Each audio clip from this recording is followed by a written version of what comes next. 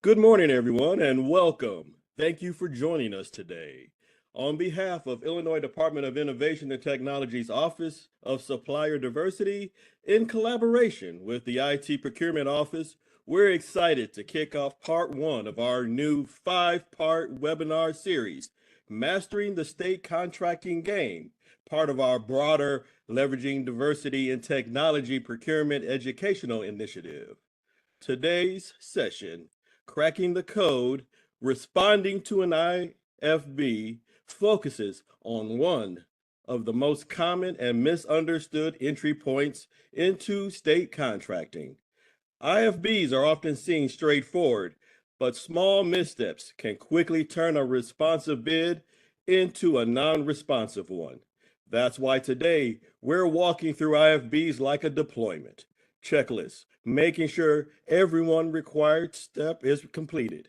Nothing critical is missed, and your submission is ready to go live without issues.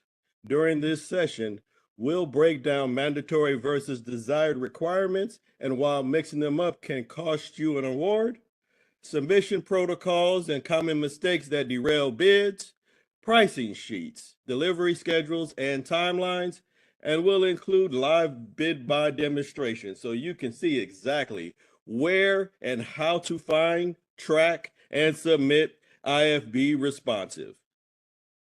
The goal today is simple: to help you submit confident, compliant, and competitive IFB responses, especially as an IT vendor looking to do business with the state of Illinois.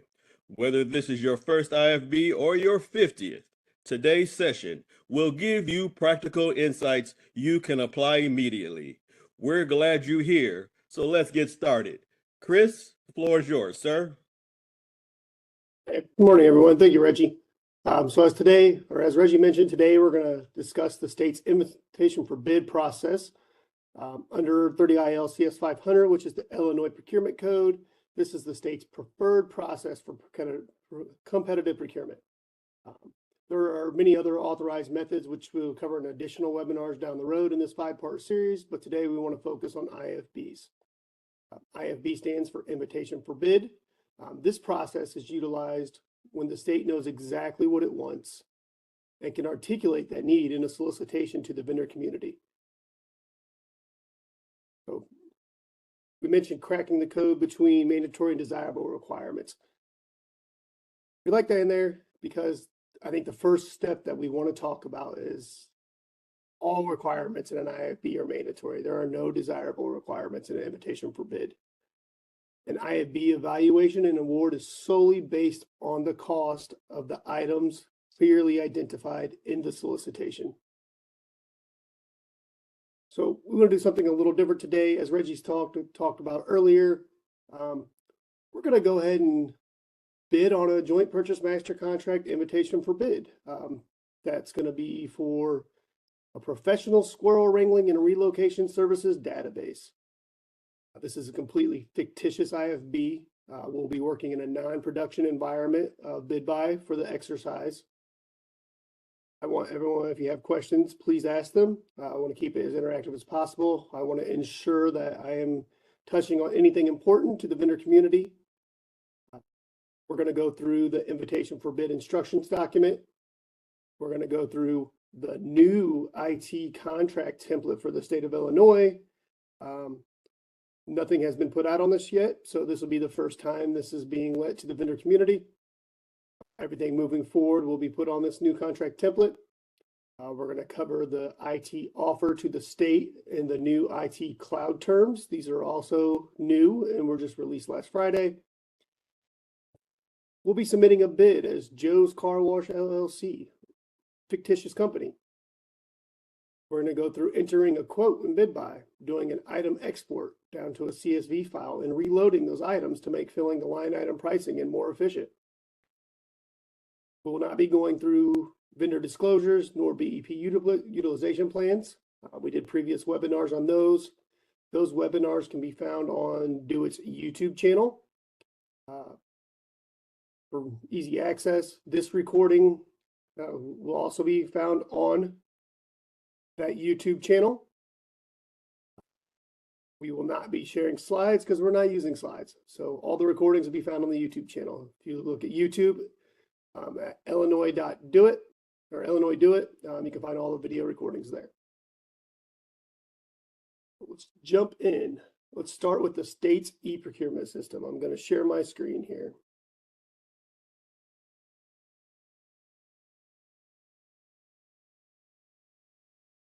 We'll drop the YouTube link into the chat here shortly. Reggie, if you want to throw that in there for me, that'd be great.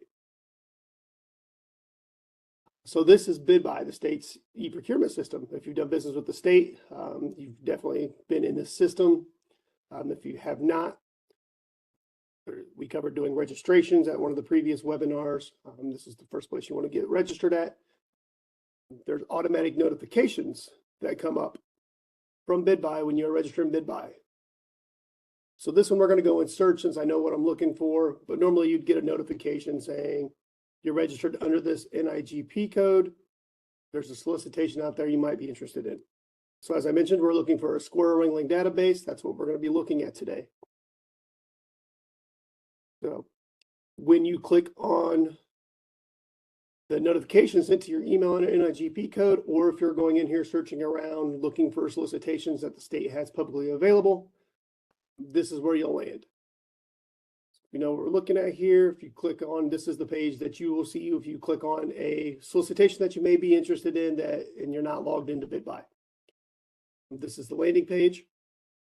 So this page has a lot of important information on it, whether you're logged in or not. So I want to start with going through all those things. So most important, here is the bid number that the solicitation is being let under. This is how you would reference the bid. This is the number that's going to go in any documents you're filling out. This is the number that if you need to go back in and find it, this is how you'd search for it. So it's very important. The beginning half of this bid number indicates the fiscal year for the state, the agency, and the department of the agency. Not so important to the vendor community. The last 5 digits are what's really important to you guys. The description. So again, kind of self-explanatory. So put the description of JPMC Professional Squirrel Wrangling and Relocation Services Database. So this is what the agencies calling their solicitations. The important one about this has the 4 letters Joint Purchase Master Contract in front of it. We're going to go over what that is later and what that means compared to a solicitation that does not have those 4 letters in front of it. Next thing that's extremely important for the vendor community, the bid opening date. The bid opening date is the time that all your bids are due by. Bids are not accepted in the system even 2 seconds after that date and time. So if you were to try submitting a bid and it is 10 a.m. and 3 seconds, the system is not going to let you submit that bid. The state cannot accept that bid. And you're not even going to be evaluated. So when we're entering bids, we always want to make sure that we are doing it well ahead of time of that bid opening date. If you run into technical difficulties, there is no way for us to allow a vendor back into the pool because you said you couldn't get your bid in. I always suggest 24 hours ahead of time. There is a BidBuy help desk for vendors. So if you're 24 hours ahead of time and you're having trouble getting your bid in, that help desk is available to help you solve any problems to make sure that you're being considered. Type code could be important for you guys. So type code says this is an invitation for bid. Since that's what we're doing this series on, invitation for bid means that this is going to solely be based on cost. Talk about that here a little further.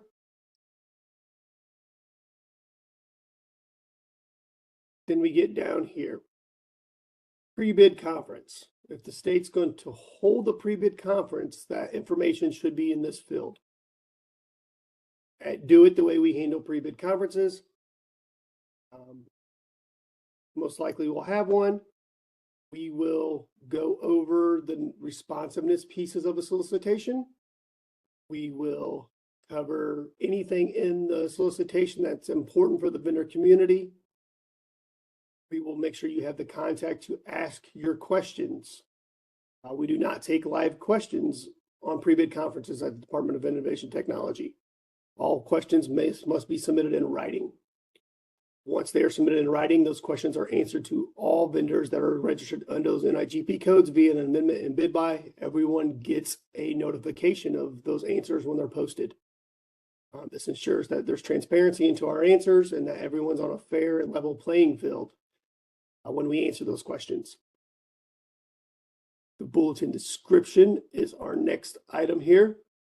The bulletin description is just a little more in depth to the description that is given up top. So the Department of Innovation Technology seeking a vendor to provide a cloud-based professional squirrel wrangling and relocation services database. So again, it's just emphasizing what we are trying to buy. And then we get into important documents. So everything in the file attachments, these are items that all the vendors can see. So these are the first things we need to look at to decide if this is something we're interested in bidding on. So the very first place to start would be in the instructions document. This is the invitation for bid instructions document. So this is going to go through a multitude of things. We're going to pull it up and go through it step by step. It's downloading, but it's fine.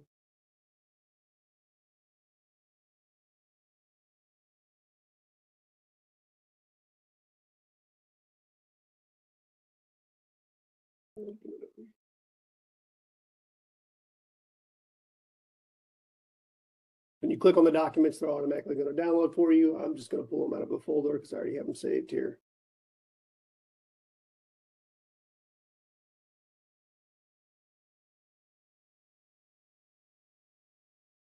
All right. So we got the invitation for bid, vendor instructions and requirements. This is stop one when you are looking at a solicitation. Top, you're going to have your basic information, what agency is doing the procurement. So in this case, we got the Department of Innovation and Technology. We have what the procurement is for on a high level, the JPMC Professional Squirrel Wrangling and Relocation Services databases. We have the bid number that I pointed out that ties this into the BidBuy e-procurement system. And then we have the beginning of the instructions. So the instructions are going to tell you some important things, especially if you're looking at agencies such as Department of Innovation and Technology, Central Management Services, the Chief Procurement Office of General Services. These agencies have the ability to do what's called a joint purchase master contract. And that's how I wrote this one. So what a joint purchase master contract means. So it means that although DoIT is doing the solicitation, we're doing it in agreement with the Chief Procurement Office for General Services. The contract established from the solicitation is going to be usable by not only DoIT, but governmental units and qualified not-for-profit agencies. So these contracts are able to be widely used. So the very first thing you're going to run into in this instructions, you're going to have, well, what is a governmental unit? And what's a qualified not-for-profit agency? So governmental units are defined under statute. And so it's qualified not-for-profit agencies. Governmental units you can think of as units that have the ability to collect taxes or supported by state funds and revenue. So you can think municipalities, cities, towns, counties, other state agencies. So all those agencies would have the ability to utilize a contract that is written as a JPMC. So they're written slightly different, which we'll get into a little further, especially when we're talking pricing. And then there's some additional notes down here that is great information for the vendors. Note that the agreements from any JPMC that the purchasing entity, they are in charge of their own disputes. They're in charge of their own payments. They're DoIT, although is the contract holder, each separate agency needs to enter into an agreement with the vendor. So the credit or liability of that agency or unit of government is on that agency. As the contract holder, DoIT would cure any contract deficiencies, but disputes on anything else would be held by the agency or the entity using the contract. These instructing documents then get into the bid requirements. So these are all the things that you're going to have to look at, right? And these tie into the BidBuy system that we'll touch later. So the bidder is going to submit the listed documents in BidBuy. Vendor disclosures or IPG active register disclosures.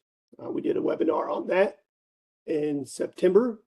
So if you need to learn how to correctly fill out those documents, there is a webinar out there on that YouTube link that Reggie shared on how to fill out those documents correctly. I will re-show where this form is in a minute. Offer to the state, we're going to go through the contract. We're going to go through. You got the BEP and VBP utilization plan.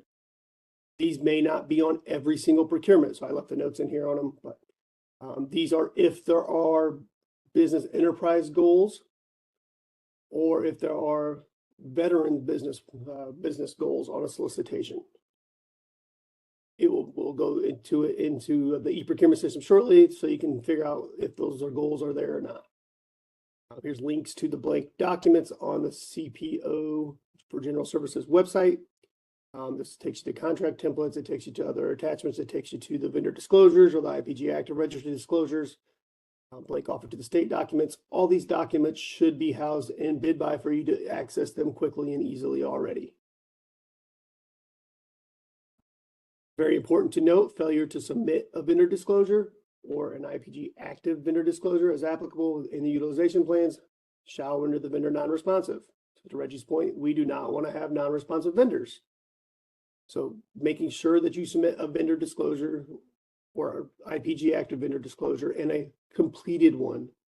A blank one will still get you disqualified potentially. So we want to make sure that you fill those out completely and accurately. Same with the utilization plan. Filling and submitting a blank one is means for disqualification. So make sure those are filled out. Then bidders are required to submit their response to the state solicitation through BidBuy. All bids must come through BidBuy. The state no longer is accepting paper bids. You cannot email a bid in. So you have to enter your bid through BidBuy. And we're going to walk through that.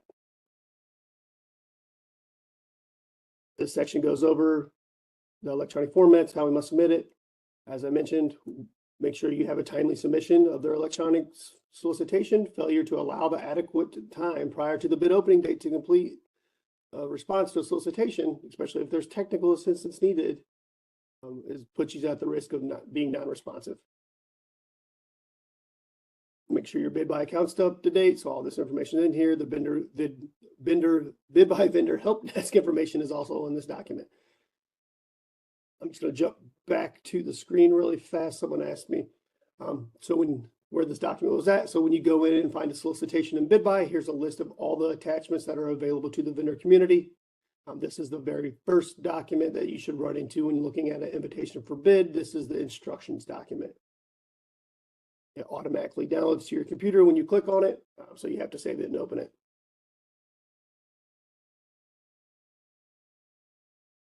And then we are going to get down into the bidder instructions to submit in BidBuy.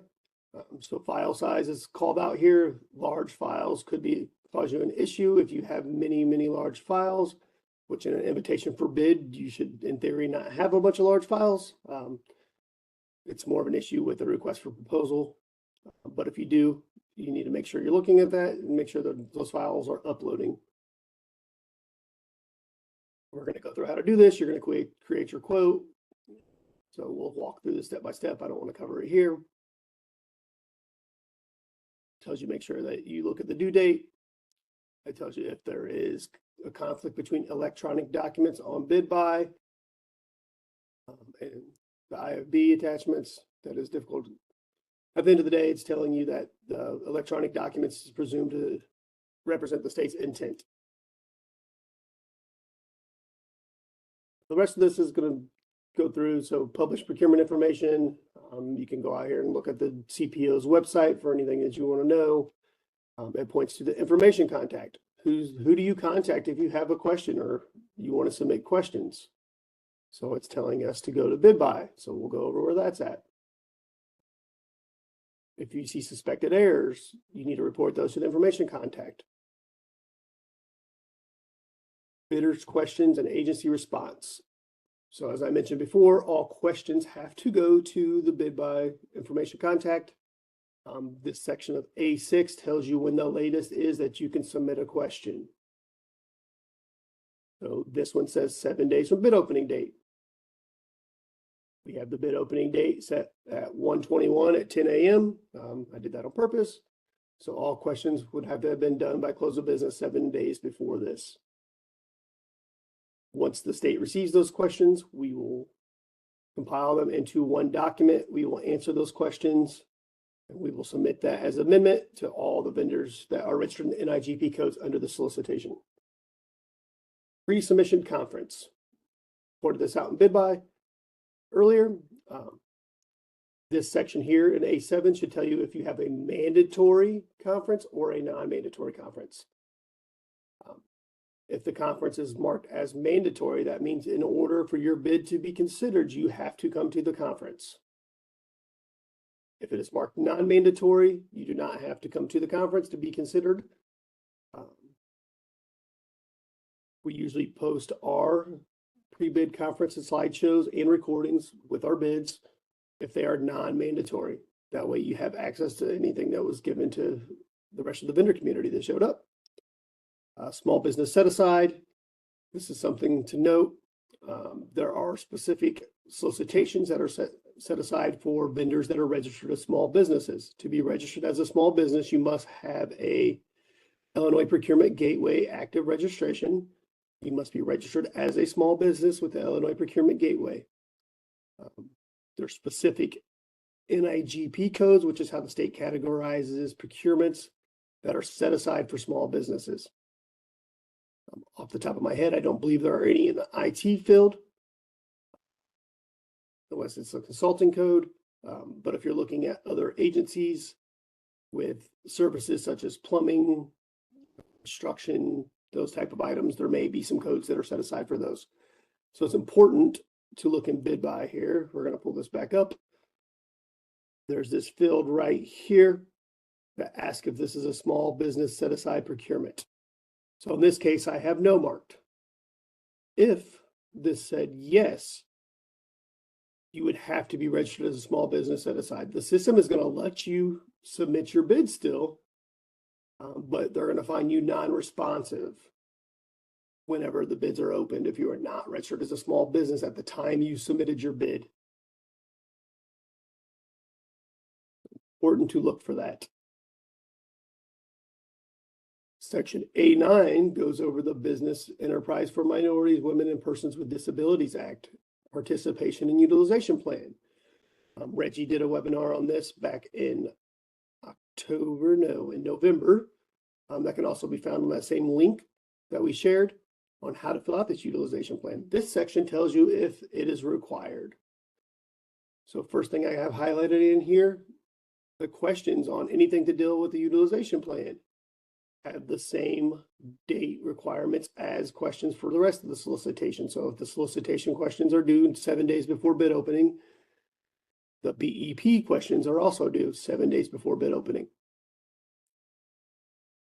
The next important piece in here is this. To meet the goal, the vendor or subcontractor fulfilling this goal must be registered in one of the below NIGP codes used to establish the goal. So when a goal is established, this is established by classification codes called NIGP codes. So in this instance, we are using NIGP codes 208-11, which is applications not otherwise classified. Believe it or not, there was not a good NIGP code for a squirrel wrangling database. The other code we're using is 91871. This is IT consulting. So this would cover professional services. And then those same codes are utilized over here for the Veteran Small Business Participation and Utilization Plan. They're figured out the same way under the codes that are classified into the solicitation. I believe Reggie went over how those goals are figured out. There's a lot of good information on business enterprise and veterans goals on the Commission on Equity and Inclusion's website. It's cei.illinois.gov. Next section we're looking at here would be security bonds. If an agency is acquiring either a bid bond or a performance bond, that information would be here. And then terms and conditions. So since this is an information and technology bid, there are different terms and conditions that are part of the resulting contract. There's a link to the CPO's website where you can find the terms and conditions. More importantly, the terms and conditions are in the contract that we are going to look at. Evaluation procedures. So section B, this is going to tell you how the state's going to evaluate bids. So first it tells you the state's going to assess each bid for responsibility and responsiveness and price. The state considers information provided and the quality of information when assessing our bids. If we find a failure or a deficiency, the state may reject the bid or reflect the failure or deficiency in the assessment. This next line is going to tell you how the state's awarding. An invitation for bid, it's always going to be based on price, but there may be some caveats to that. So this one says the state may award the lowest price responsive and responsible bidder whose bid meets the specified criteria. The state will award by the lowest overall total price. And this sentence here could change. The department puts out Metro Ethernet bids on a regular basis. Under Metro Ethernet, this sentence would say that the vendor will only be considered for award for all locations where they bid on every line item under that location. So if we're looking at having 5 different bandwidths potentially at a location, and we want bids for 10 megabytes, 50 megabytes, 100 megabytes, 1 gigabyte, 10 gigabyte. If it says you must bid on all speeds at that location, if you miss one of those speeds, you would not be eligible for that location. So it's very important to read these things. It may say you have to bid on all accessories for a certain piece of hardware. And we're going to award by groups of line items. So it's important to read what that's going to look like. We've seen a lot of issues lately where people have been disqualified for not bidding on an entire group of items as instructed in the instructions. So please make sure you're reading how those awards are going to take place. It goes on to tell you that you must submit all your pricing in the quotes items tab on BidBuy based on the terms and conditions set forth in the contract. We'll get into BidBuy shortly. And then here is the criteria to be responsive. So subcontractor disclosures. If you plan on using a subcontractor to fulfill any part of your contract to the state, we need subcontractor disclosures. Subcontractors are defined as anyone doing more than $100,000 worth of work on the contract within any given year of the contract. If a subcontractor is doing $10,000 of work for you, they are not qualified to need a subcontractor disclosure. If they're doing $150,000 worth of work on the contract in a single given year, now they qualify as a subcontractor and you will need disclosures for them. Disclosure, this would be the financial disclosures that are attached to the vendor disclosures. If you're completing an IP active registered vendor disclosure for only Forms B, you must be registered in IPG. We went over this in our vendor disclosure training. If you are not registered in IPG and you submit an IPG active registered vendor disclosure, that is grounds to be non-responsive. It tells you that you must fill out all these accurately and completely. So please make sure those are filled out accurately. Section 2.4 tells you the state will decide if you met the standard requirements in IFB. Minor differences and deviations that could have a negligible impact on the price or suitability of the supplier service may be accepted or corrections followed. If no bidder can meet a particular requirement, we may waive the requirement altogether. But rule of thumb, if this is an invitation for bid, you must be able to meet all requirements in the invitation for bid to be considered eligible. Do not rely on the fact that maybe everyone cannot meet them. It goes over when the specification calls for a brand name or equal. If the state asks for a specific brand name or equal product, it says other products will be considered with proof that that product meets the stated specifications of that brand. State gets to decide if the bids complied with the instructions for submitting the bids. Except for late submissions and other requirements that by law must be part of the submission, the state may require that a bidder correct any deficiencies as a condition of further evaluation.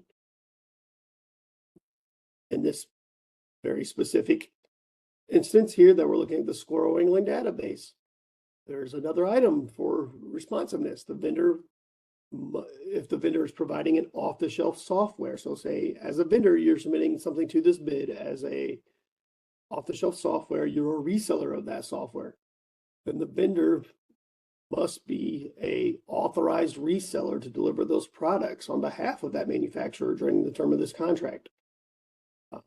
This one's requiring all professional service work to be done by someone that's authorized by the reseller or authorized by the manufacturer to do those services. So important here, this says the statement should be attached as a required quote attachment in BidBuy as a statement of manufacturer authorization.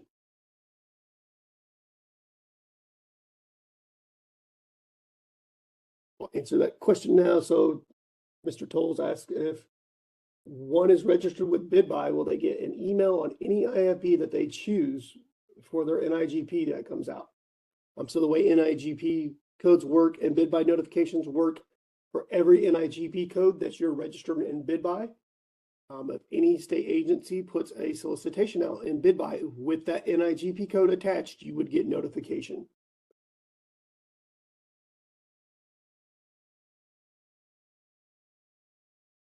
Section C, these are your administrative requirements. So governing law, procurement of domestic products. That's another law that is enacted. Public records request for confidential treatment.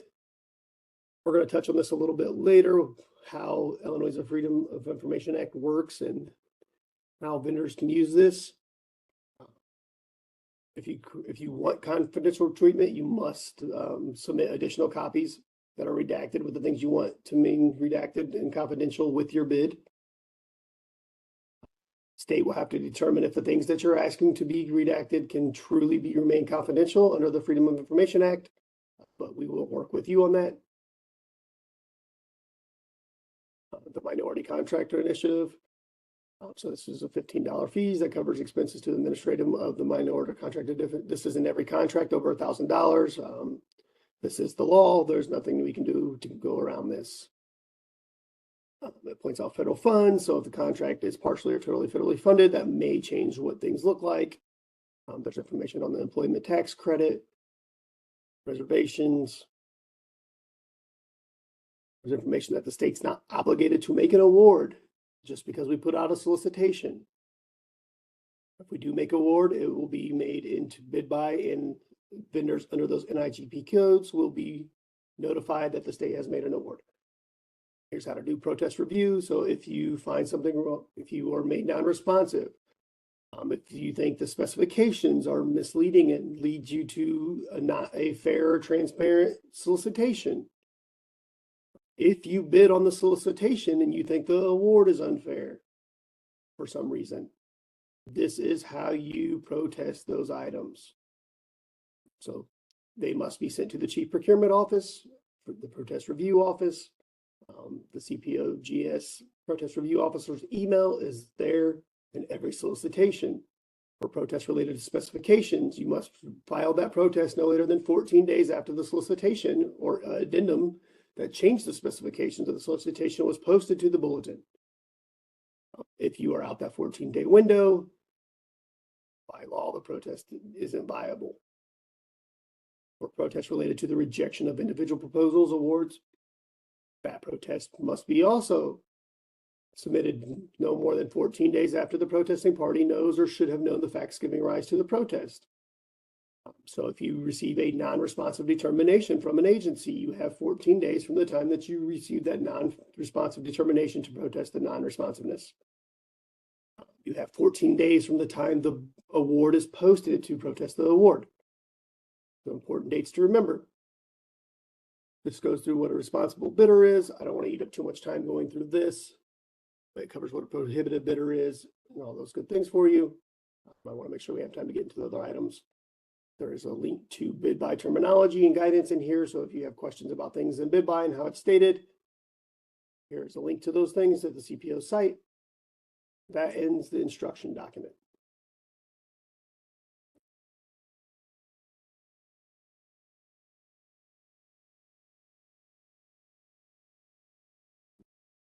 To make me relog in, which is fine. All right. So then we got the other documents that are available. Contract document.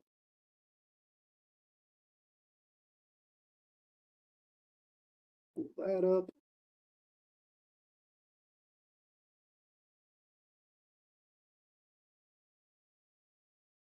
Click on that document, it downloads, then you have to reopen it.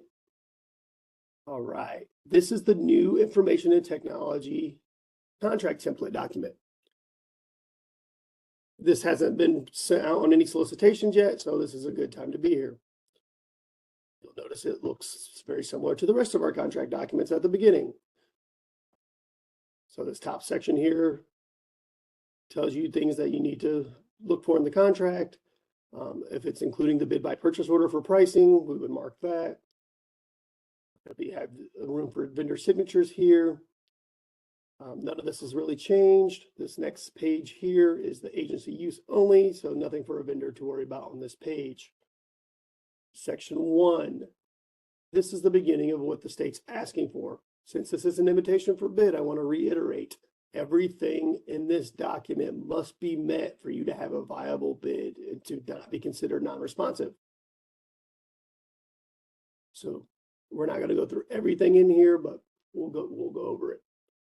So this first one tells us that the Department of Innovation and Technology is entering into a contract and cooperation and agreement with the Chief Procurement Office of General Services as a joint purchase master contract to design, develop, deploy, and maintain a secure and scalable cloud-based squirrel wrangling and relocation database to support the operations related to squirrel capture, relocation logistics, sanctuary management, conflict resolution, and reporting. The system must track squirrels with their personality profiles, wranglers, equipment, events, relocations, sites, incidents, and compliance activities while maintaining squirrel dignity and high-quality data. This contract's available to do it, other governmental units, qualified not-for-profit agencies on an as-needed basis during the contract period. So this is very important right here. This is the agencies that can use it, but then it tells you that this is on an as-needed basis. So getting this contract, since it's a joint purchase master contract and is able to be utilized, does not behold the state giving you any orders from this contract. If this was a specific contract for a specific agency, they would have a specific value tied to it.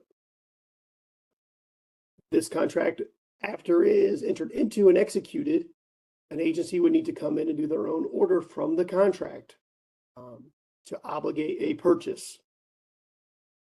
So this contract being executed does not obligate any purchase on the state's behalf. It would be the following contract from a specific agency that would obligate the purchase. This gives you the vehicle for agencies to utilize this contract.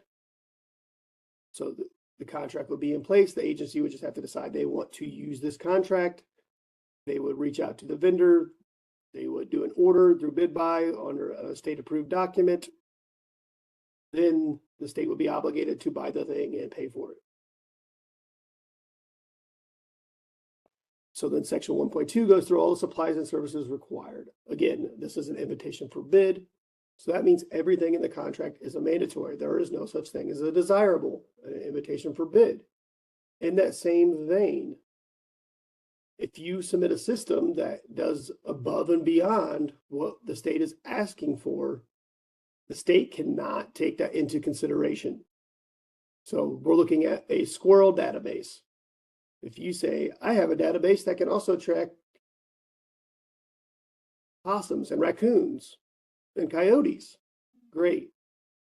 That's awesome that your system can do that, but the state cannot give any weight to the evaluation based on anything else your system can do. The evaluation is solely based on the cost of meeting the criteria in the contract document. and you must meet all the criteria in the contract document to be considered. So these are all made of specifications. But you can see if the state does an IFB, there could be a lot of specifications that you have to ensure that you can meet. So just under complete solution, we have that we want a cloud-based system. It must have admin and user interfaces, web-based. There must be role-based access control. There must be APIs. You must be able to do data import utilities. You must be reporting in dashboards, audit and login compliance, hosting and security, training documentation, and all that is gone into further detail below the quick roll-up up top. So it outlines all the functional requirements. I will give the caveat, most likely something as complicated as this would be done as a request for proposal. But if it is done as an invitation for bid, you must ensure that you can meet everything in here. So we say we need to be able to capture specific events. We need to have relocation workflows. Sanctuary management. We got to be able to record snack disputes, roof raids, picnic disruptions. You got to include mediation outcomes and deterrent measures. You must be able to have equipment tracking. You must have staff and roles in here, and that's further described over here. You must have compliance with ethics. You got to have humane handling certifications, relocation radius validations, and consent policies and audit trails. So you can see as I keep going through this, there's data operations, there's integrations, there's service levels. You cannot take exception to the service levels. If the service level's in an IFB, it is the service level that you must meet. You cannot negotiate the service level. If you have a question about the service level, I would ensure that I ask questions. That way you can get an answer from the agency. It is your one time to be able to ask a question and the agency read it to see if they potentially made a mistake when they're writing the solicitation. So asking questions is a very important thing to do, whether it's an invitation for bid, request for proposal. And it goes through the reporting and dashboards, the different kinds of reports you got to have. You must have all those reports. That's going to go through data and governance retention. We're going to keep going down. There's hosting and development environments. You have to meet all these things. So you can see here, just quick math, there's probably 100 different things here that you have to be able to meet just in that section. So if it's an IFB, you have to be able to meet all of them. Section 1.3 is milestones and deliverables. So what are we expecting you to deliver? So we're expecting a dev, a test, and a production environment, automated test. We lay out functional or the acceptance criteria here. This ties into something further down. We have the implementation timeline. So you must be able to meet the 10-week timeline because it is an invitation for bid. This ties into the instructions where we say if you're selling us off-the-shelf software, you have to be an authorized reseller of the software. You must be able to meet your vendor key staff that's going to implement this system, must meet these required minimums, 5 years leading enterprise applications, 7 years of relational data. If you have your integration and API engineer must be able to do these things. So again, all these things have to be able to be met. There's subcontractor responsibilities. If you have a subcontractor, you got to flow down all the security, accessibility, compliance, and audit and reporting requirements to any subcontractor. And any of the same certification as required of the vendor must be obtained by the subcontractor as well. So if we're requiring a humane certification, the subcontractor must also have that humane certification. Transportation delivery, being that this is a IT procurement, this section's pretty light. It's just saying you must follow the timeline in section 1.3.6. The other things you could find here, depending on what agency you're bidding for, you could be looking for freight on board terms. When is the state taking ownership? Is it, freight on board destination? Is it freight on board dock? It could tell you how fast you need to deliver something. If we're buying a commodity, maybe we say it must be delivered within 7 days. We're buying new cars. Maybe we're saying they must be delivered within 45 days. We're buying licensing, off-the-shelf licensing. It may say electronic delivery is required to XNX email within 5 days of receiving an executed order. So the transportation and delivery could be a lot of different things. It's dependent on what you're buying or what the state's buying, but you need to make sure that you can meet those things in that section as well. Section 1.6, we talked about subcontractors. If you're going to use a subcontractor, section 1.6 has to be filled out. You have to disclose who your subcontractors are, the amount they're potentially going to be paid. Being this is a JPMC, you may not have an exact amount, but if you're disclosing them as a subcontractor, that means you are anticipating they're going to make over $100,000 off this contract. Section 1.7 is assessor vendor. More often than not, you're not going to see that checked. Here's the legislation that goes through, goes with it. This was if a vendor was taking over a contract from another vendor. You will not see that from Department of Innovation Technology. Section 1.8, you need to tell us where services are going to be performed. We have some specifics about how services can be performed, where they have to be performed. So if you're performing services in Illinois, great, please put that down. The value of services at this location. If you need additional fields, please enter those. We're evaluating everything based on it being performed in the United States. There's very few instances where we would ever allow offshoring. Our data cannot leave the contiguous United States. We'll get into where that's at in the contract shortly. Section 2 is pricing. So the pricing format. It's going to tell you that all pricing is in BidBuy, unless otherwise specified. So in this instance, we are asking for pricing to be put in BidBuy. If there was a pricing document, this is where you would find it at. Vendor's going to put what their price is for the initial term in this section. So we'll talk about that shortly. If there's renewals, here's how renewal compensation will be figured out. So in this instance, I added renewals to the pricing sheet. It says renewal compensation for the hosting and the monitoring and the support and maintenance is in BidBuy. So there's going to be line items in BidBuy to enter those costs. Renewal pricing for the professional service titles are going to follow the economic adjustment clause found in section 2.6 of this contract. So if we go down to text section 2.6, this talks about how price increases will be handled for the hourly resource rates. If there are hourly resource rates in this one, we happen to have them. So this says all increases to hourly rates will be based on CPIU, Consumer Price Index for all urban consumers. It gives you the equation on how that will be figured out. It tells you that you have to make adjustments in writing. Vendors will not be entitled to apply an upward price adjustment without first obtaining the approval of such request from the Department of Innovation Technology. It tells you once you've met the maximum. So up here, it's specified that you can do one increase per year after the execution of the contract. Once you meet this maximum, no other increases will be allowed. Section in 2.6 is very rarely able to be used, but this says an economic adjustment which is not based on CPI may be requested by the vendor. So you have to think that's complete things that are completely out of a vendor's hands. So COVID is my example for this. When COVID struck the market in 2020, market prices went everywhere.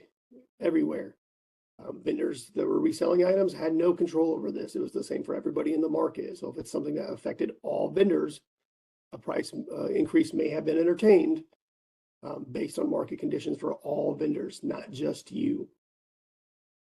It tells you that you must, in your adjustments, include the contract number, item number, line number, bid price, with the requested price adjustment. So if you want your hourly rate to go from $120 for a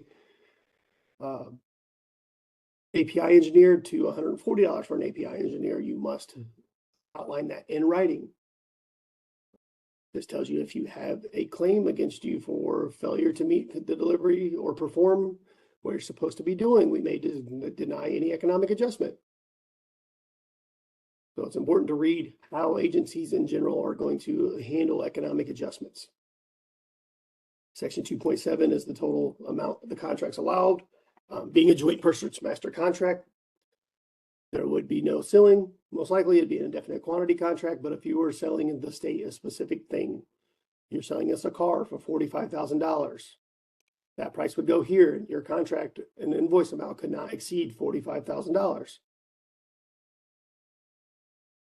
So sections 1 and 2 are not negotiable. You cannot redline section 1 or 2. You cannot ask for updates to those. The only outlet you have is to ask questions about them and let the state answer the questions within the Q&A period.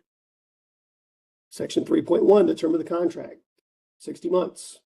This is not negotiable. Whatever the state puts here is the term of the contract. You must be able to meet the whole term of the contract, or you will be non-responsive. You cannot redline this section. Renewals. Renewals must be agreed on by both the state and the vendor. So we can write the renewals into the contract. When it comes time for renewal, both entities must agree to the renewal. And this gives you, the agency should be outlining how they can renew. So for us, we can say we can renew in multiple ways for up to 5 years, one renewal for all 5 years, 1 year renewals, or any combination of partial year renewals up to and including the entire renewal. Termination for cause, termination for convenience, and all these. So now we're getting into the standard terms and conditions of the contract. Section 3.3 of the contract down can be negotiated. You can redline those. We would need those red lines submitted with your bids. So this is the new template. You'll notice section 3.3 to 3.7, there was no changes. There are changes in section 4 of the IT contract template. So you want to make sure that you are looking at those. A lot of them are similar to what used to be here, but there are some differences. So when we get down here, section 4.5, continuing performance. For anyone familiar, when you get down to the indemnification section, you'll see that is completely different than the old indemnification section on IT contracts. So make sure you are reading through these on this new template your first time through. We can negotiate some of these items. All items in this section are not negotiable.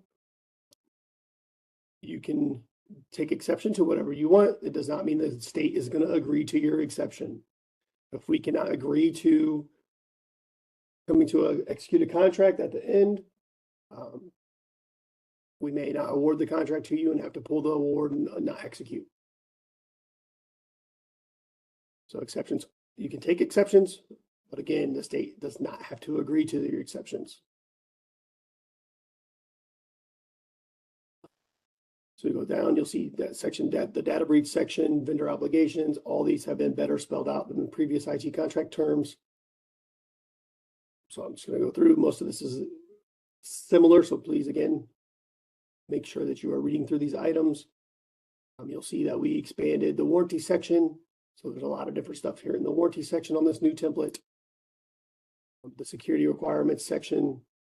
So this is the IT security requirements sections. Make sure you're reading through that.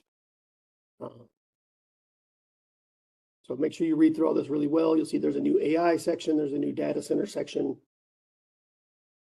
Something I really want to point out is some different sections in here that are also completely new.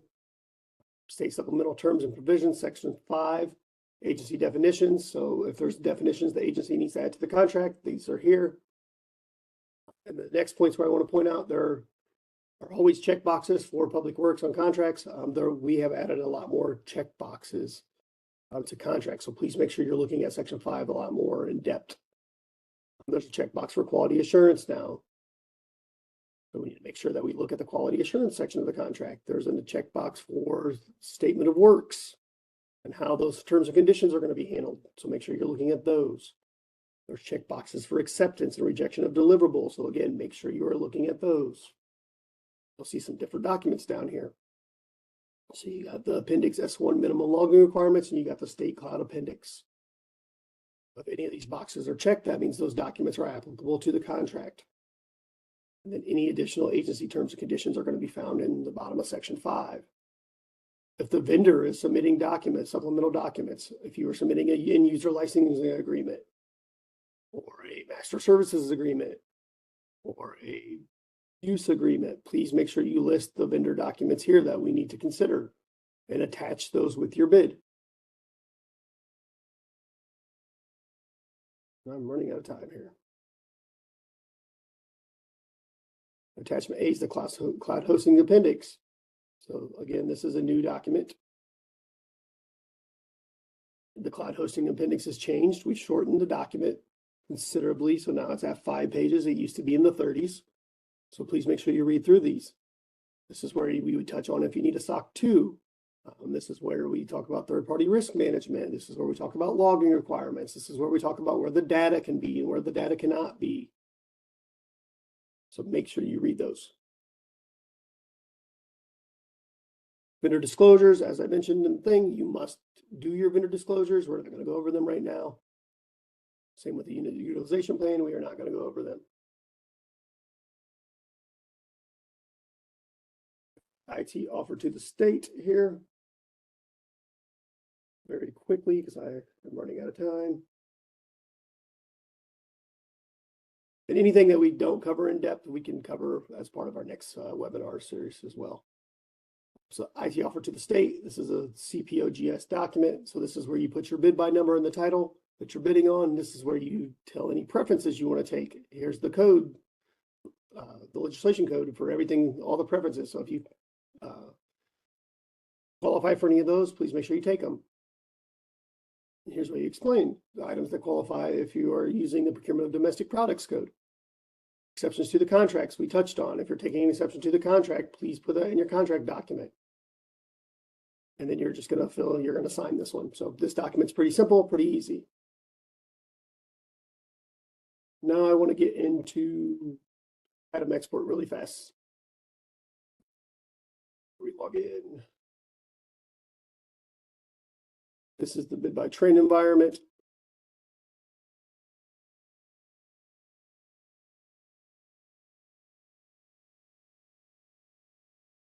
So as a vendor, when you're going to go in and put a quote in, I'm going to get you to the screen you're going to see here.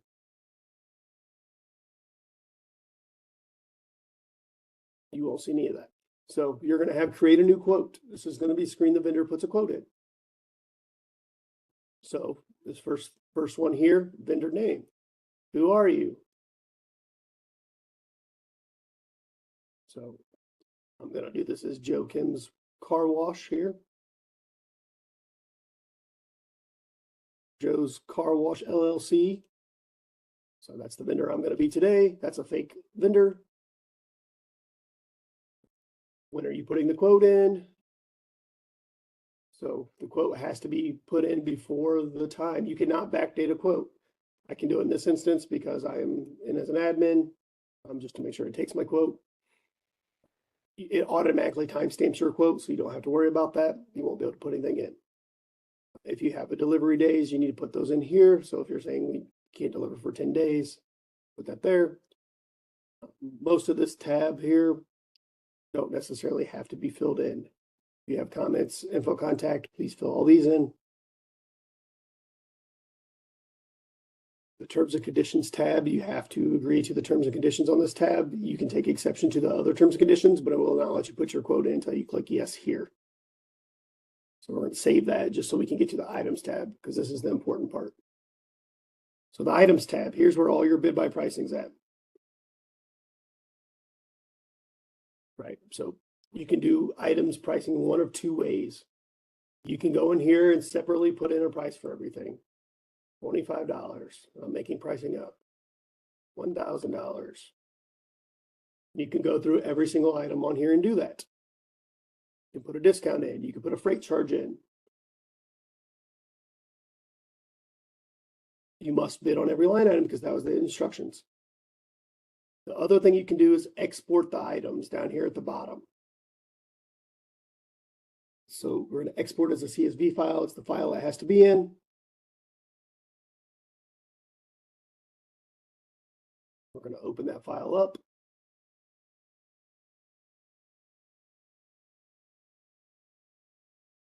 So now all those line items that we need to bid on are right here. Same with all the same information.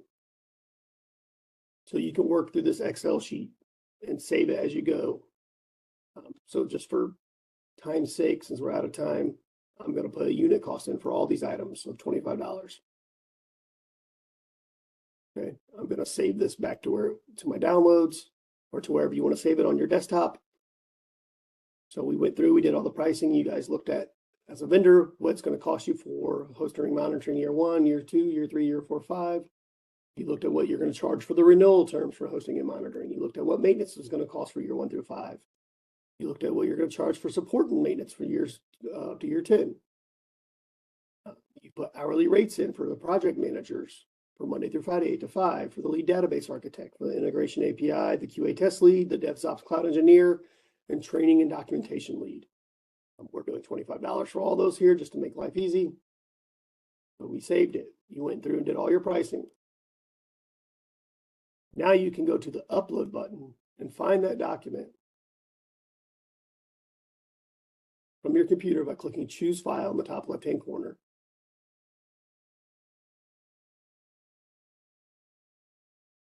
Here's whatever you filed that name. Now, if you hit save and exit,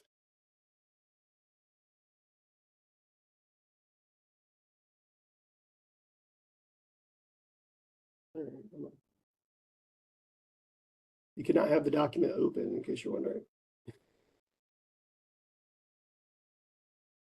All right. So you click save and exit, you click your document. If you proceed, any items you already put a price on is going to be replaced with this. Hold on, so that's going to go back.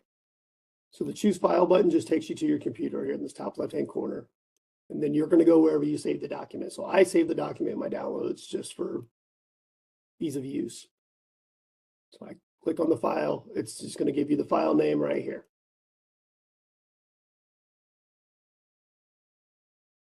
It's making me do it twice for some reason. Now, if I hit save and exit, it's going to say if I had any pricing I already put in there, that pricing is going to be replaced with this pricing that's on the document that you uploaded. You hit OK. Now it's telling me that I messed something up on the sheet. It's important to remember where you did it. I'm going to open it up, and this is probably one of the most common things that happens. So it's telling you that item 4 is set to no bid, but has a non-zero cost or discount.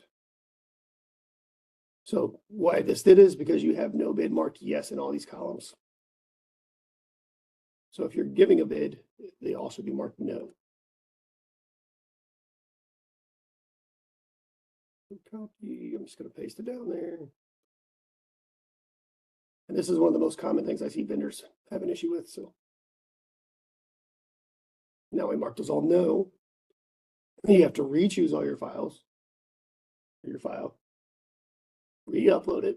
So you re-clicked on it. Now it's back here. It shows your file again, and you're going to hit save and exit. It's going to give you the same prompt. Now that I marked everything as a bid, now if you look down the sheet, this is your items tab in BidBuy again on your quote. Every one of these has the $25 that I inputted in the sheet. Be the same if I inputted a discount, it would have the discount there. So now we have all our items uploaded. The questions tab's not used. You have subcontractors, you can fill in this tab, or you can just put it on your contract. Tells you how much your quote total is. So the total amount that the state's going to evaluate, since this is an invitation for bid, is $15,600. Attachments tab. You cannot move forward if you do not have all the attachments the state's requiring. So in this case, we want to upload vendor signed contract and offer to the state document, vendor disclosures, BEP and VBV plan. So in order to submit this procurement, you're going to have to fill in all these items. Once you upload something here for each of these, then it will allow you to submit this quote. Once you have those documents all filled in, for the sake of time, I'm not going to do it. You can hit the submit quote button, and I say, are you sure you want to submit your quote? You say yes.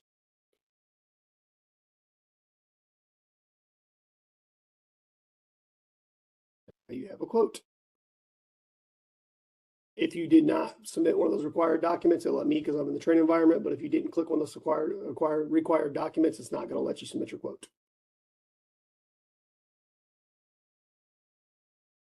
Let's back up. So we went through the invitation for bid instructions. We went through the professional squirrel wrangling contract template. We went through the cloud hosting appendix.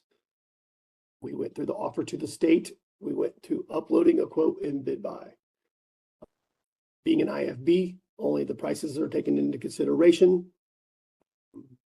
So the low cost price out of BidBuy, out of the quotes tab, when the state goes in and looks at quotes, for example, we are going to see a tab.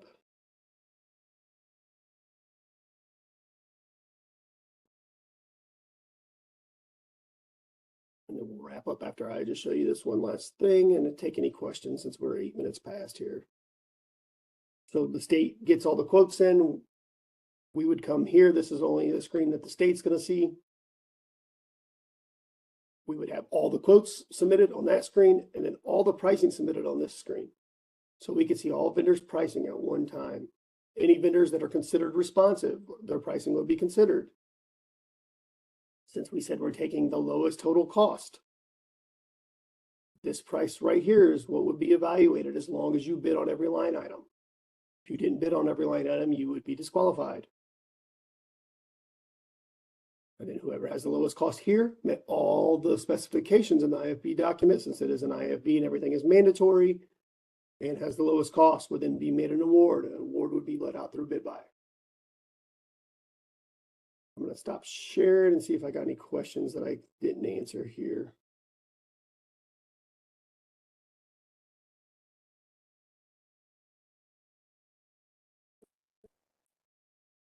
Reggie covered the web link for us. Someone asked what a JPMC is, so we'll recover. This is a joint purchase master contract. It's available to be used by every governmental unit or qualified not-for-profit agency that is specified in the contract. Sometimes it may be only governmental units. It could be governmental units with a specific function. Say we have ammunition. It could be governmental units with a law enforcement function. So it's important to read which governmental units can use the contract. Let's see. You asked about the form, so then Reggie answered that one. So we covered that. All right, it looks like we covered all the questions. Is there any other questions about the IFB process that I can cover for you today?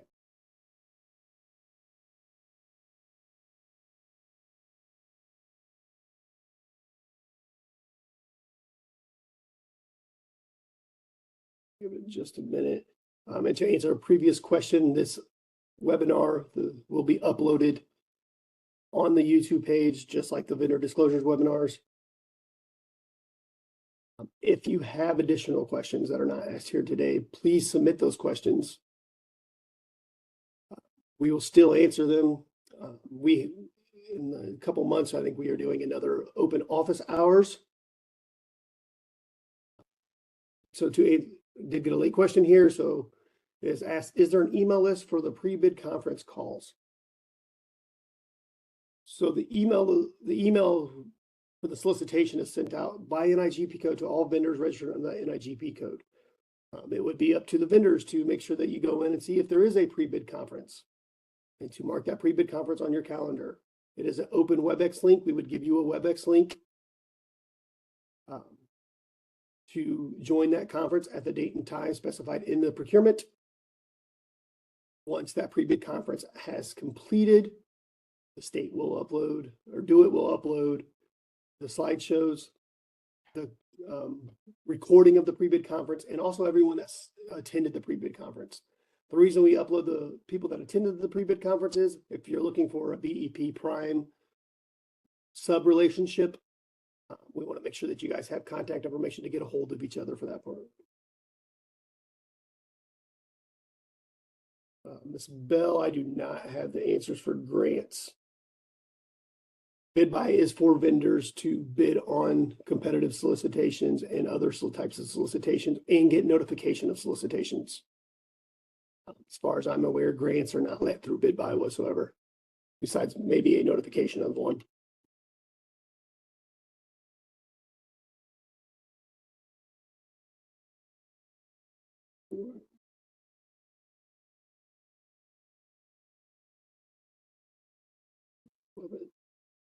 Meeting's concluded today, so you cannot add another person to this meeting. You must register for these meetings via either the communication sent out. There's a link on LinkedIn to register. But this meeting will also, as I said, be uploaded on YouTube for you to look back on it if you need to. And then up on the screen now, small purchase, big opportunity. The next session of our webinar series is going to be over small purchases. That will be February 11th from 10 to 11 a.m. We'll be doing something very similar for small purchases. What do you need to look at? What do you need to look for? What do you need to submit? What do you need to fill in? So we'll be covering small purchases next meeting. Once small purchasing wraps up, we are going to start a 3-part series on request for proposals. There's no way to submit or get requests for proposals into one webinar, so we'll be breaking that down into 3 webinars. Reggie, I'll kick it back over to you if you want to close us out. Wow, Chris, a lot of information. Seems like this was very helpful.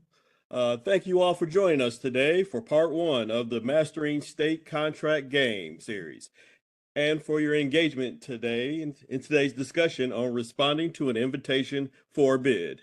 Our goal today was to help you better understand how IFBs work, avoid common pitfalls, and approach the process with confidence, from identifying mandatory requirements to navigating BidBuy and submitting a compliant bid. This session was just the beginning. In our next installment, we'll shift focus to an area that's often gets overlooked, but can be a powerful entry point into state contracting. Part 2, Small Purchase, Big Opportunity, will take place on February 11th, 2026 from 10 to 11 a.m. Central Time. This session will dive into informal solicitations under $100,000, covering eligibility requirements, response protocols, timing challenges, and practical tips for monitoring BidBuy so you don't miss fast-moving opportunities. If you're looking to build experience, expand your footprint with the state, and position business for larger contracts, Part 2 is the one you won't want to miss. Be on the lookout. Registration will be opening soon. We'll share details as soon as it's available. Thank you again for your time and commitment to doing business with the state of Illinois. We look forward to continuing the journey with you in Part 2, Small Purchase, Big Opportunity. Have a great rest of your day.